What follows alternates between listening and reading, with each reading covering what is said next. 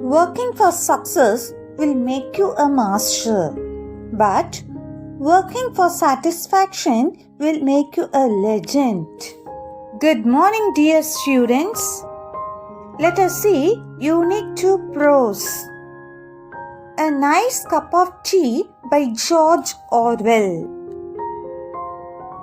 Eric Arthur Blair wrote his novels on his pen named George Orwell. George Orwell was born on 25th June 1903. He was an English novelist, essayist, journalist, and critic. He was best known for his novels Animal Farm, written in 1945, and 1984, written in 1949. He died on January 1950. A Nice Cup of Tea by George Orwell is a discussion of the craft of making a cup of tea. Read the following essay in which George Orwell highlights the distinctive features of preparing a nice cup of tea. If you look up tea in the first cookery book that comes to hand, you will probably find that it is unmentioned, or at most you will find a few lines of sketchy instructions which give no ruling on several of the most important points. If we search tea recipe in a cookery book, we could not find it. So, the author says that it is important to include tea recipe in cookery books because most of the people don't know the outstanding points to be followed while preparing tea. This is curious, not only because tea is one of the mainstays of civilization in this country, as well as in Australia and New Zealand, but because the best manner of making it is the subject of violent disputes. He also says that tea is a part of civilization in India, Britain, Australia and New Zealand. There are violent disputes to prepare the best tea. When I look through my own recipe for the perfect cup of tea, I find no fewer than 11 outstanding points. On perhaps 2 of them there would be pretty general agreement, but at least 4 others are actually controversial. Here are my 11 rules, every one of which I regard as golden. When he was trying to prepare tea, he found 11 solid rules. Even though some rules are problematic, all the 11 rules are considered to be golden rules. First of all, one should use Indian or Ceylonese tea. China tea has virtues which are not to be despised nowadays. It is economical and one can drink it without milk, but there is not much stimulation in it. One does not feel wiser, braver, or more optimistic after drinking it.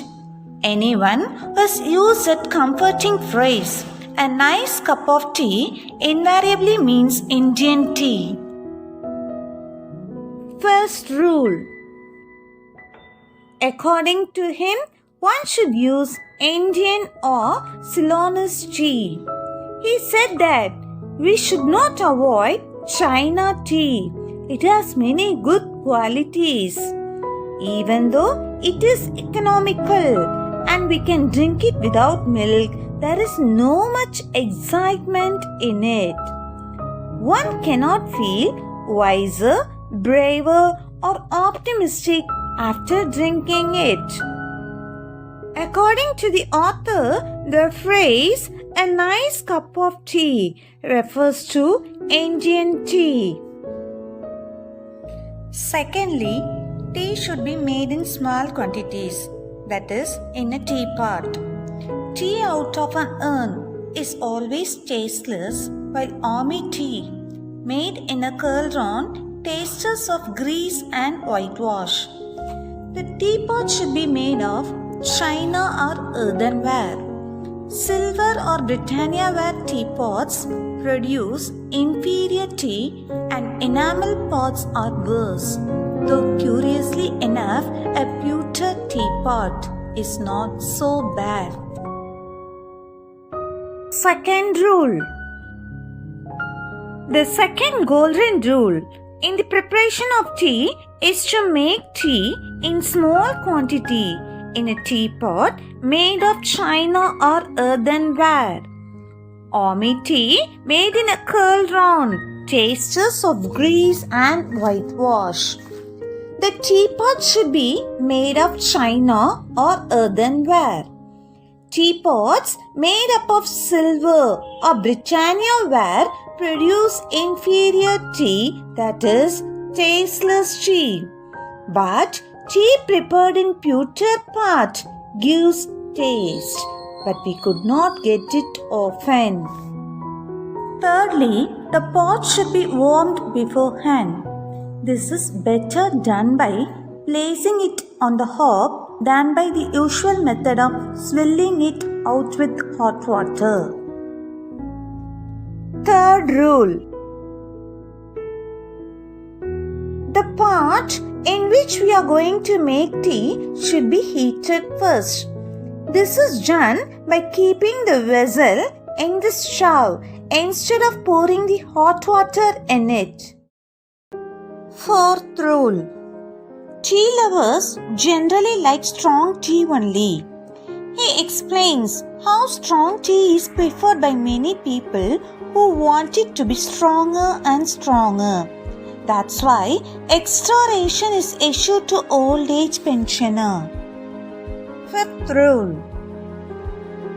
Adding tea leaves directly to the pot is advised to minimize the harmful effects of the intermediaries. The dangling baskets under the spout to catch stray leaves are considered to be harmful. He advises us not to filter or use muslin bags to imprison the tea. Consuming tea leaves will not harm one's health. Sixth rule. The teapot should be taken to the kettle. Water should be boiled before pouring tea in it. Seventh rule. After making tea, one should stir it or better give the pot a good shake. Afterwards, the tea leaves may be allowed to settle down. Eighth rule.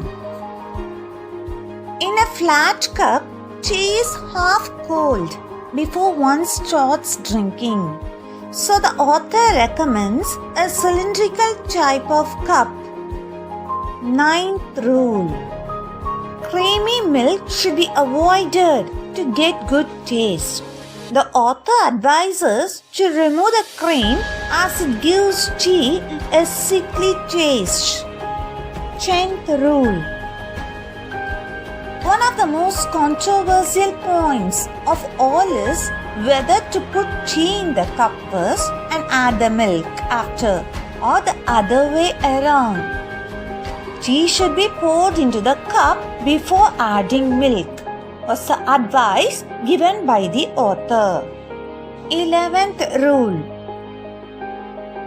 Finally, the author says that tea should be taken in Russian style. That is, we should drink tea without sugar to enjoy real flavor of tea. Some people just drink tea to be warmed and stimulated. Therefore, they add sugar to their tea. The author comes to the conclusion that the taste of the tea can be seen only when it is taken without sugar. Some drink tea out of the saucer, which he considers to be vulgar. Telling fortunes, predicting the arrival of visitors, feeding rabbits, healing burns, and sweeping the carpet are some of the subsidiary uses of tea leaves. Thank you, students.